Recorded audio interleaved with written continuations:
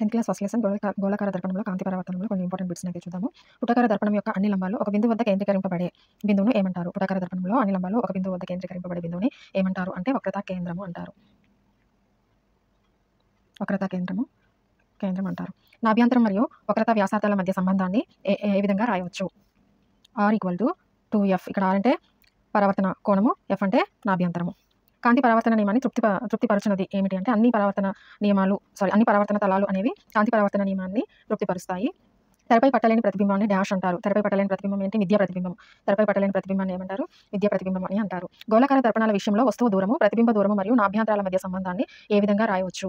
వస్తువు దూరము, ప్రతిబింబ దూరము, నాభ్యంతరాల మధ్య సంబంధాన్ని 1/f = 1/v + 1/u. 1/f అంటే ఇక్కడ F అంటే నాభ్యంతరము, V అంటే ప్రతిబింబ దూరము, U అంటే వస్తువు యొక్క దూరము.